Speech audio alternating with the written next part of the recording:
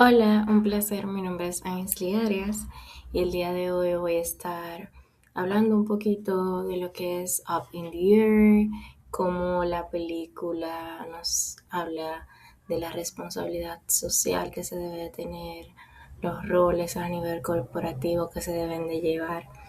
Y además también voy a estar analizando el día de hoy eh, un poquito más con ustedes acerca del capítulo 3.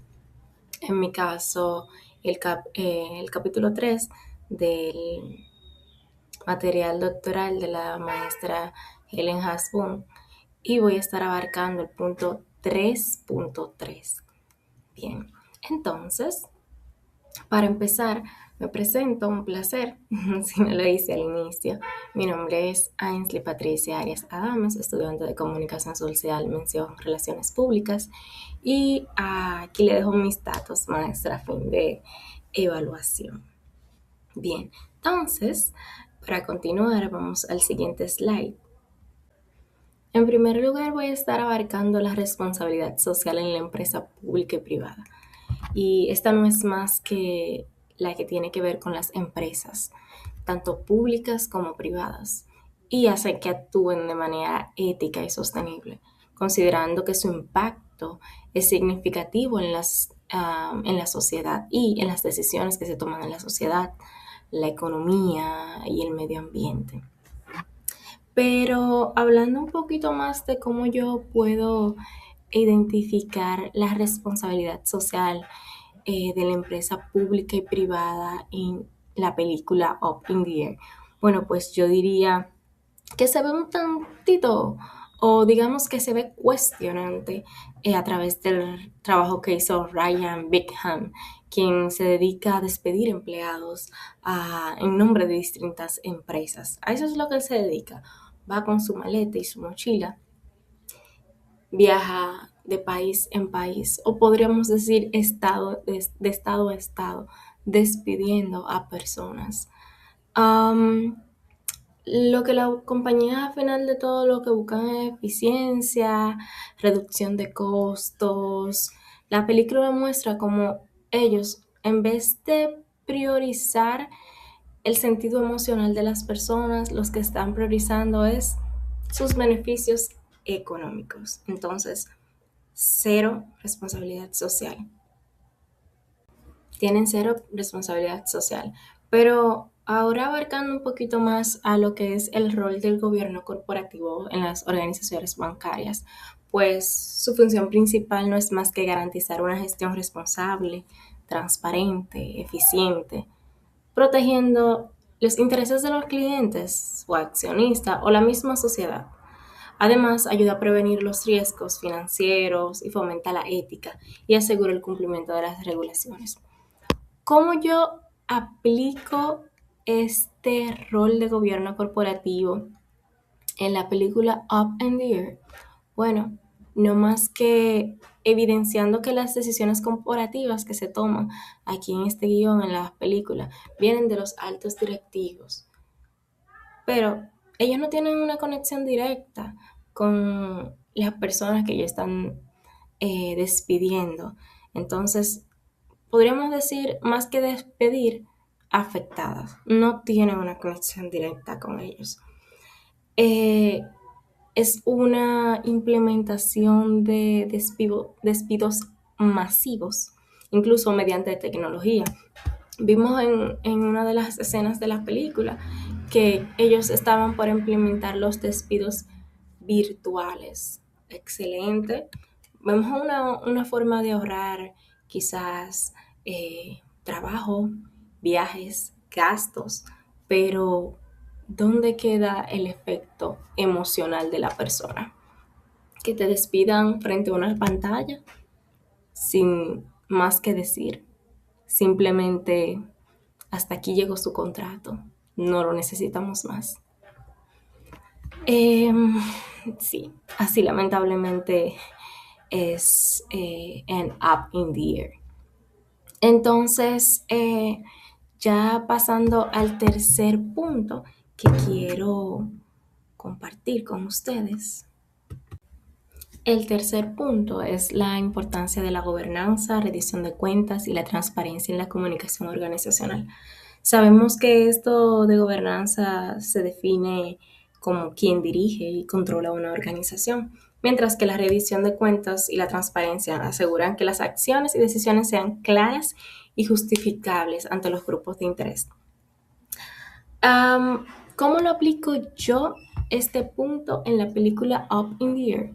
Pues sin nada más que decir que a veces solía ser un poquito interpersonal, y un poco transparente la manera como ellos despedían a esos empleados.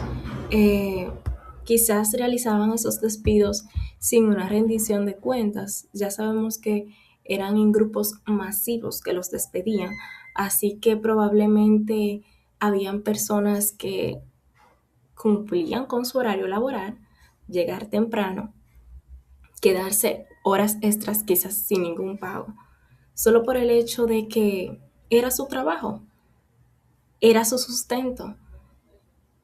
Entonces, bueno, ya pensándolo de este modo, lo que esto generó a la hora de Ryan comunicarle la decisión definitiva a estos ex empleados fue frustración.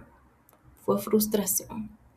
Sabemos que desde que él llegaba, eh, sabía, lamentablemente, que iba a haber una cancelación masiva de personal, sin justificación, porque dentro de las entrevistas no se le daba justificación. Lo que se le daba era un folder que contenía quizás posibles vacantes, sueños, para que la persona lo pensara. Me gustaría hablar un poquito más de esta escena. Esta escena no es más ni nada menos que cuando están a punto de despedir a uno de los tantos empleados que vimos despidiendo. Esta escena simboliza un choque de realidad entre la comunicación corporativa, instrumental, y la realidad humana. Desde el punto de vista de nosotros, quizás si estamos del lado de Ryan, vamos a pensar que estamos despidiendo a un simple empleado. Pero desde el enfoque humano, poniéndonos de parte del empleado, podemos ver que lamentablemente tienen familia, tienen hijos, tienen esposas, esposos, madres, padres dependientes de ellos y se ve afectada eh, de manera financiera, porque el mismo Señor expuso que, y ahora, ¿qué le va a dejar saber a sus hijos cuando llegue a casa? Entonces,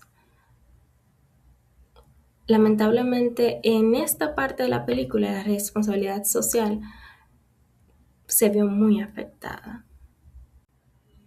Pues aquí en el capítulo 3.3.3 les voy a estar hablando acerca de un pensamiento estratégico integrador en la comunicación.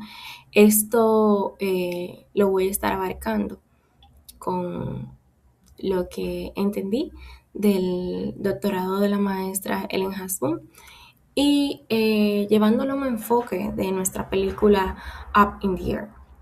Pues aquí la comunicación corporativa institucional se ve fragmentada, instrumentada y deshumanizada, lamentablemente, especialmente en los procesos de cómo se hacen los despidos. Justamente lo contrario con lo que se plantea el Joan Costa y su enfoque con el DIRCOM como estrategia integral. Aplicar este modelo va a implicar representar la lógica comunicacional de las empresas que aparecen en la película.